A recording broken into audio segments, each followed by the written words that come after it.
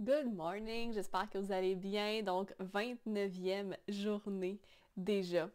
OK, donc j'aime ça finir avec des sujets qu'on a déjà abordés, mais aller vraiment one step further pour pousser la discussion un peu plus loin. Et je pense que je l'ai déjà mentionné par le passé, là, que je ne crois pas au leadership de la même manière que la plupart des gens le voient. Right? C'est quelque chose qu'on a abordé, je pense, vraiment dans les premières journées du nouveau paradigme. Donc, souvent, on pense que le leadership, c'est ce qui nous fait avancer vers nos objectifs, point barre. C'est juste ça. Right? C'est souvent l'idée, en fait, qui a été propagée dans les dernières décennies, alors qu'on a avancé dans un paradigme principalement masculin. OK? Alors que dans les faits, lorsqu'on regarde ça réellement, le leadership, c'est ce qui est là pour nous supporter. Le leadership, c'est un peu comme notre contenant, c'est un peu comme notre fondation. C'est ce qui va tout tenir ensemble. Donc, ça m'amène à la question, si on ne se sent pas soutenu et vu lorsqu'on avance, est-ce qu'on peut vraiment appeler ça du leadership? Okay? Et là, c'est quelque chose qui va souvent venir trigger beaucoup de personnes, surtout lorsque je regarde les femmes qui ont avancé toute leur vie avec le leadership de la manière traditionnelle. Donc, c'est quelque chose de très triggering de dire, oh mon Dieu, est-ce que j'ai vraiment du leadership? Alors que dans les faits, c'est différents types de leadership. OK? Et tout le monde est supposé avoir un type de leadership qui est différent. On n'est pas censé tout le monde avoir la même définition. OK? Parce que notre leadership, c'est avant tout supposé être là pour soutenir l'entièreté de qui on est et nous permettre d'aller plus haut tout en confiance. La raison pourquoi que lorsque je parle de paradigme masculin, féminin, puis leadership a souvent été associé au paradigme masculin. Donc, lorsqu'on regarde le côté féminin, c'est vraiment là qu'on va voir toute la multidimensionnalité, la multipotentielle. Donc, lorsqu'on est dans l'énergie masculine, c'est très structuré, c'est beaucoup plus parfois limité. Donc, on voit la structure, on voit les différents contenants, comment ils sont placés. Lorsqu'on regarde le côté féminin, c'est le chaos. C'est exactement ça, l'énergie que ça tient, mais c'est ça qui nous permet d'avancer et d'aller plus haut.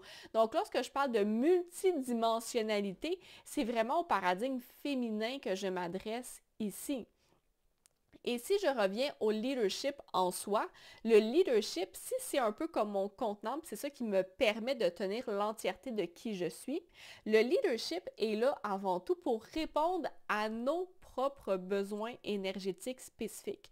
On sait déjà, il n'y a pas de surprise face à ça, hein, les besoins féminins versus masculins sont pas les mêmes. Au même titre que lorsqu'on regarde individu par individu, c'est différent d'un individu à l'autre.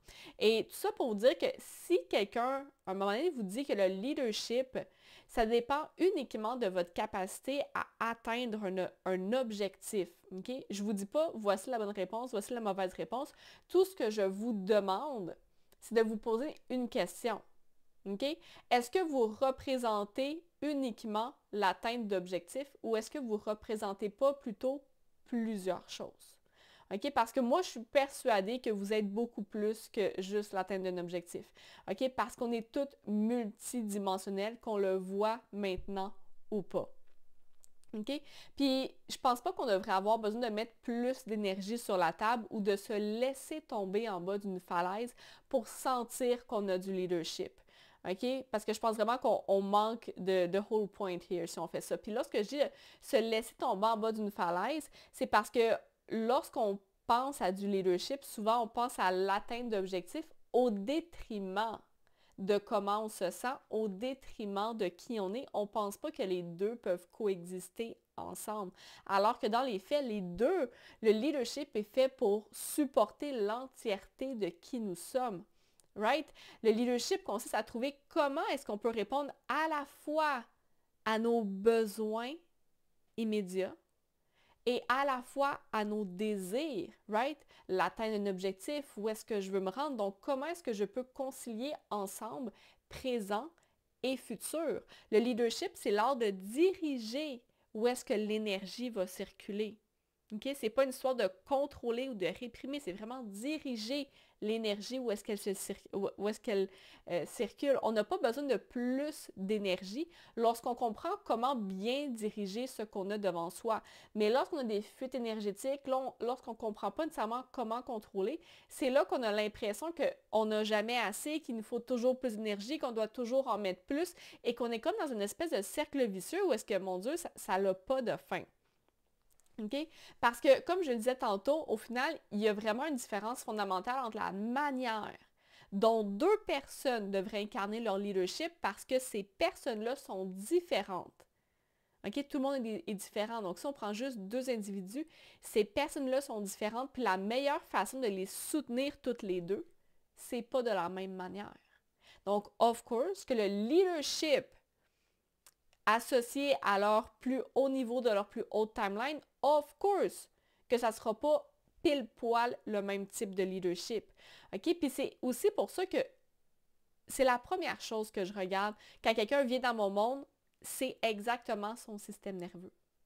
Okay? Parce que leadership et système nerveux, la manière dont on a appris à incarner notre leadership va être directement reliée à notre système nerveux. Pourquoi? Parce que notre système nerveux, c'est ce qui nous soutient, c'est ce qui va biaiser toutes nos prises de décision. Right?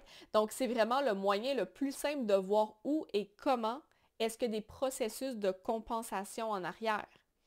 Okay? Et ensuite de ça, à partir de ça, on va recoder, on va raffiner un type spécifique de leadership qui va pouvoir venir supporter puis honorer les besoins énergétiques spécifiques de la personne pour que le corps au complet puisse se sentir supporté puis que le système nerveux puisse arrêter de créer de la résistance. OK? Ça, c'est quelque chose d'ultra important à comprendre parce que la plupart des femmes ont appris à atteindre des objectifs puis à mener des relations d'une manière plutôt traditionnelle.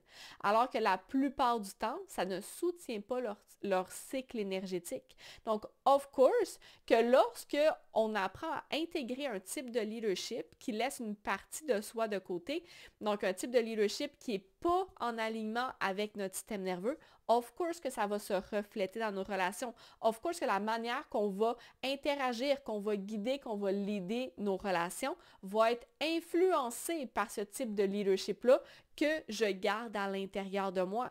Ce qui veut dire que si le type de leadership que j'ai appris à intégrer n'est pas en alignement avec mon système nerveux, donc mon corps vient créer de la résistance, c'est pas en alignement.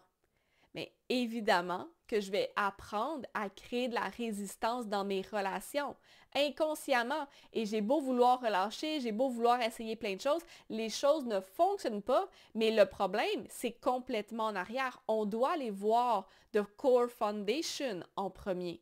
Donc, c'est pour ça que j'ai toujours système nerveux et ensuite, on vient recalibrer le type de leadership qu'on a de besoin pour venir se sentir vu, reconnu et supporté. Right? Donc, au final, c'est juste normal que ça va se refléter au travers des relations, autant les processus de compensation que lorsque je fais du travail puis que je me sens actuellement supportée à l'intérieur de moi.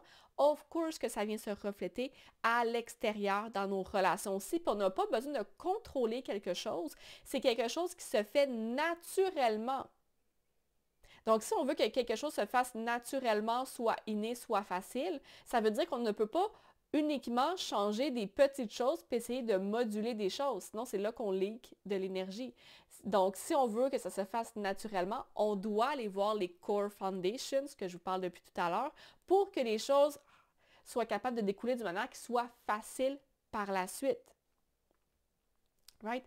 Donc, sur ce, j'ai hâte d'avoir votre feedback pour savoir qu'est-ce qui est remonté en premier aujourd'hui. Est-ce que vous sentez que votre type de leadership actuel vous vous sentez vraiment soutenu ou est-ce que vous avez l'impression que des fois, il n'y a pas plutôt un petit combat interne où il y a vraiment des frictions, des résistances, on ne sait pas pourquoi. Donc, j'ai hâte de vous entendre là-dessus.